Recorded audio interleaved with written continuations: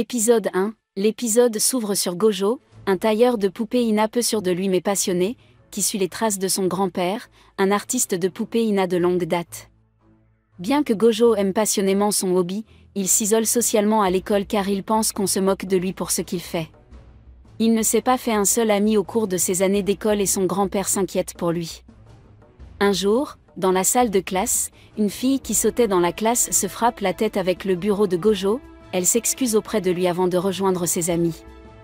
Gojo l'identifie comme étant Marin Kitagawa, une fille incroyablement gaie, amicale et populaire de sa classe, notant qu'elle vit dans un monde complètement différent du sien. Après l'école, Gojo reste derrière pour ranger sa classe. Un de ses camarades de classe persuade Gojo de faire ses devoirs, ce que Gojo accepte en voulant l'aider. Kitagawa arrive et lui explique qu'on profite de lui. Elle lui conseille de prendre davantage soin de lui et d'être conscient de ses propres sentiments. Cette nuit-là, alors qu'il travaille sur sa machine à coudre antique, Gojo se remémore ce que Kitagawa lui a dit. Sa machine s'arrête de fonctionner, ce qui pousse son grand-père à exprimer son désir d'en acheter une nouvelle. Alors que la nouvelle machine arrive, Gojo décide d'utiliser une machine présente dans son école le lendemain. Il est découvert par Kitagawa et au lieu de se moquer de lui, pour son hobby de poupée Ina et ses capacités de couture. Tout à coup, Kitagawa enlève ses vêtements et révèle à Gojo la tenue cosplay d'un personnage de jeu vidéo sur lequel elle a travaillé. Gojo critique sa tenue en soulignant ses multiples défauts, mais Kitagawa lui demande s'il peut lui faire une autre tenue en expliquant à quel point le personnage de Shizuku tient compte pour elle. Gojo, bien que n'ayant jamais fait de vêtements pour une personne réelle auparavant, accepte de l'aider en promettant de faire de son mieux, ce qui ravit Kitagawa. Épisode 2. Wakana confesse à Marin qu'il n'a jamais entendu parler de la simulation de rencontre Slippery Girls 2, alors Marin lui donne un aperçu de la série. Alors que Marin explique la série à Wakana, il est déconcerté par tous les détails matures impliqués dans l'intrigue et les mécanismes du jeu intérieurement. Wakana est perdu, incapable de comprendre ce que Marin essaie de lui expliquer. Croyant qu'il s'agit d'une blague, Wakana se rend compte que Marin est tout à fait sérieuse au sujet des informations du jeu. De retour à Marin, elle continue à expliquer sa fascination pour le personnage, qu'elle espère cosplayer en tant que Shizuku-tan. Quand Marin demande si Wakana la comprend, Wakana répond intérieurement qu'il n'en a pas la moindre idée. Il se rend compte que lorsque Marin parle de quelque chose qu'elle aime, elle a l'air de s'amuser. Une fois l'explication de Marin terminée, Wakana pose la question de savoir si Slippery Girls 2 est un jeu héros. Marin confirme que oui et Wakana demande alors si le jeu est limité en âge. Mais à cette question, Marin fait la sourde oreille. Il demande ensuite pourquoi elle aime un jeu centré sur un public masculin, mais Marin affirme que beaucoup de femmes le font et que le sexe n'a pas d'importance, si on aime vraiment quelque chose. La phrase utilisée par Marin déclenche un vieux et mauvais souvenir du passé de Wakana et au lieu d'être abattu par cela, il est d'accord avec Marin. Pour aider Wakana dans son projet, Marin sort un guide pour débutants sur la confection de tenues de cosplaying. À la maison, Kaoru, le grand-père de Wakana, est surpris de voir qu'il s'est couché tôt et qu'il n'ouvrira pas le magasin le lendemain pour acheter une nouvelle machine à coudre. En regardant à nouveau le livre, Wakana est surpris par une certaine chose qu'il a trouvée dans le livre. Le lendemain matin, Marin se rend chez Wakana et après lui avoir offert un gâteau au fromage, elle fait irruption et se dirige directement vers la chambre de Wakana. Alors que Marin s'intéresse au pinceau, qu'il utilise pour ses poupées, Wakana fait une crise d'angoisse car une fille est dans sa chambre. Reprenant son calme, Marin le fait sortir de sa transe et lui demande s'il veut commencer à travailler. Marin veut commencer par les mesures, mais Wakana veut que quelqu'un d'autre l'aide car elle devra être en sous-vêtements pour cela. Pensant à l'avenir, Marin révèle qu'elle portait un bikini 2 pièces pour l'occasion.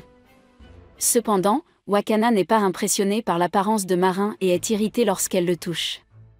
À partir de là, Wakana se motive pour mesurer Marin, mais est surpris par son apparence.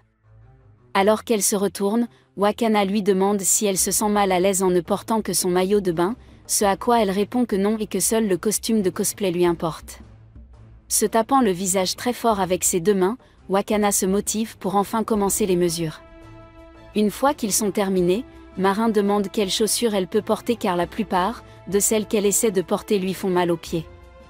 Wakana pense alors que la circonférence de ses pieds doit être le problème et essaie de trouver une chaise pour prendre ses mesures, mais Marin insiste pour qu'elle s'assoie sur son futon. Malgré ses protestations, Wakana succombe aux caprices de Marin et prend ses mesures à partir de là. La prochaine chose qu'il mesure est le buste de Marin, ce qui entraîne un moment gênant pour Wakana. Une fois que c'est terminé, Marin suggère qu'elle mesure son entrejambe et son tour de poitrine. Encore une fois, Wakana refuse catégoriquement de le faire, et après un autre moment de gêne pour Wakana, Marin propose qu'elle le fasse elle-même. Les résultats des mesures ont choqué Wakana sans raison apparente, comme il l'a dit. En notant la dernière mesure, Wakana se prépare à faire la dernière mesure et pendant celle-ci, Wakana remarque que Marin rougit et se dit qu'elle a trop chaud, il part donc allumer la climatisation. Épisode 3, Gojo fait des rêves coquins sur Marin. Des rêves qui font que, lorsqu'il la rencontre dans le couloir de l'école peu de temps après, il a l'impression que sa tête va exploser tellement son visage est rouge. Les amis de Marin le sauvent en arrivant et en lui demandant si elle ne l'ennuie pas. Mais alors qu'elle s'éloigne, Gojo entend deux filles demander « Est-ce qu'elle sort avec lui ?» Puis rire et dire non, bien sûr qu'elle ne sort pas avec lui. Cela fait tellement peur à Gojo, qu'il passe le reste de la journée à éviter Marin. Même lorsqu'elle lui demande d'aller faire du shopping avec elle, il refuse et s'enfuit. Accroupi à quelques rues de l'école, il s'excuse à voix haute auprès de Marin, mais celle-ci se tient à côté de lui et lui demande pourquoi il l'évite. Après tout, si vous avez été victime d'intimidation toute votre vie, votre cerveau traite très probablement la critique des autres sur son amitié avec Marin comme une grande menace, pour elle est quelque chose qui devrait être immédiatement arrêté. Alors il marmonne, les gens allaient penser qu'ils se connaissaient. Donc, c'est probablement mieux s'ils ne sont pas ensemble, quand d'autres personnes sont autour. De quoi est-ce qu'ils parlent, dit Marin. Ils sont déjà amis. Cela prouve, une fois de plus, que Marin est une personne merveilleuse, car les gens qu'elle aime, même ceux qu'elle vient de rencontrer, sont beaucoup plus importants pour elle que les opinions des étrangers. Gojo confie alors qu'il a entendu certaines personnes spéculer que lui et Marin pourraient sortir ensemble. Ils se retrouvent bientôt au magasin de bricolage, pour choisir le tissu du costume de Shizukutan de Marin, et Gojo lui montre les croquis qu'il a fait pour la robe. C'est alors que pour la première fois, Gojo réalise qu'il est utile à Marin, car elle le remercie de ne pas lui permettre de faire un autre cosplay erroné. Ensuite, il est temps d'acheter des sous-vêtements et un porte-jartelle, et pour Gojo d'être embarrassé une fois de plus, suivi d'un dîner dans un magasin de ramen. Et c'est toute la soirée de Gojo qui s'est écoulée s'amusant avec Marin, et ne s'en rendant même pas compte quand ils rentrent ensemble chez eux, et que Marin lui montre des photos des joueurs de cosplay, qu'elle aime sur internet, et qu'il confie pourquoi il n'utilise pas souvent le mot « belle ». Et elle avoue qu'elle a été surprise qu'il joue au « Je suis Pretty Girls », et qu'elle était si heureuse qu'il ait dessiné la tenue de Shizukutan dans les moindres détails. Et P4, désemparé par le fait qu'il a 2 semaines pour terminer le costume cosplay de Shizukutan, Wakana contemple tout cela en prenant le train pour rentrer chez lui. À la maison, Kaoru salue son petit-fils et est heureux d'apprendre qu'il est sorti faire du shopping avec un ami. Cependant, il s'énerve et renverse un des sacs, révélant qu'il contient une paire de bas de femme, ce qui le fait tomber à la renverse, choqué. Cet événement l'oblige à se rendre à l'hôpital pour y être soigné. Alors qu'il attend dans la salle d'attente, Miori, la cousine de Wakana, arrive.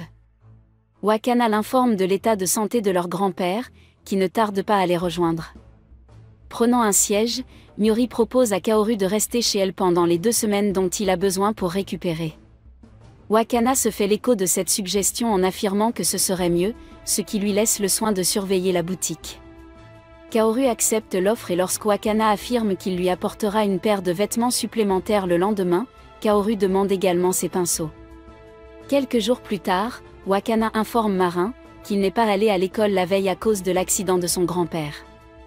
Triste d'apprendre l'état de santé de son grand-père, Marin lui propose de l'aider à faire la cuisine et d'autres choses. Wakana décline l'offre, alors Marin suggère qu'ils échangent leurs coordonnées afin de rester en contact.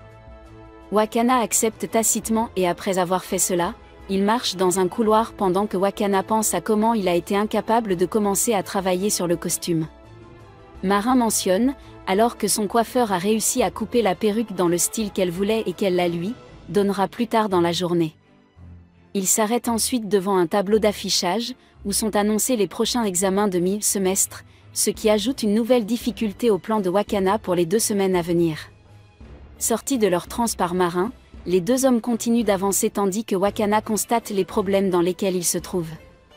Le soir même, à la maison, Wakana reçoit un appel d'une personne qui veut organiser une visite pour elle, et une amie en visite de France. Au départ, Wakana refuse de faire la visite le samedi, mais comme l'ami n'est disponible que ce jour-là, il craque sous la pression et accepte. Pendant un certain temps, Wakana est pris au piège en essayant de remplir toutes les obligations qu'il a promis de faire. À la fin des examens, Wakana, l'air épuisé, sort de la salle de classe en ignorant complètement Marin. Le soir même, elle se rend chez lui pour lui offrir un bol de bœuf, mais constate que les lumières sont éteintes et pense qu'il doit être en train de passer du temps avec son grand-père. En réalité, Wakana était dans sa chambre, se lamentant sur son manque de sommeil et sur le fait qu'il n'avait pas pu terminer sa robe. En regardant ses pinceaux, Wakana se souvient que son grand-père lui avait dit pourquoi il emportait ses pinceaux en voyage. Wakana se lamente ensuite sur ses pitoyables compétences en matière de pinceaux et en vient à penser que même si l'on aime quelque chose, cela ne signifie pas que l'on y sera bon. Il est déprimé et ému par ses récents échecs. Il se souvient d'un autre souvenir où son grand-père lui a donné un conseil judicieux: peu importe la difficulté de travailler sur quelque chose, tant qu'on l'aime, cela en vaut la peine. Se rappelant certains de ses bons souvenirs avec Marin, Wakana sort de sa dépression et continue à travailler. Au matin, il envoie un message à Marin pour lui dire qu'il a terminé le costume. Par la suite, Marin voit le produit fini et en est stupéfaite, mais affirme qu'elle n'avait pas l'intention d'assister à l'événement, ce jour-là malgré la détermination de Wakana à le terminer. Désespéré par cette révélation, Marin s'excuse sincèrement auprès de Wakana pour lui avoir donné une fausse idée, et ne pas avoir été clair avec les détails. Malgré tout, Wakana est en fait soulagé par tout cela, mais Marin pleure et croit qu'il rendait visite à son grand-père et s'excuse à nouveau pour ses erreurs. Pour détendre l'atmosphère, Wakana suggère à Marin d'essayer le produit fini et de voir si des ajustements doivent être faits. Malgré son hésitation, Wakana convainc Marin d'aller jusqu'au bout. La première chose que fait Wakana est de peigner et d'attacher les cheveux de Marin en un chignon, puis elle se concentre sur les yeux.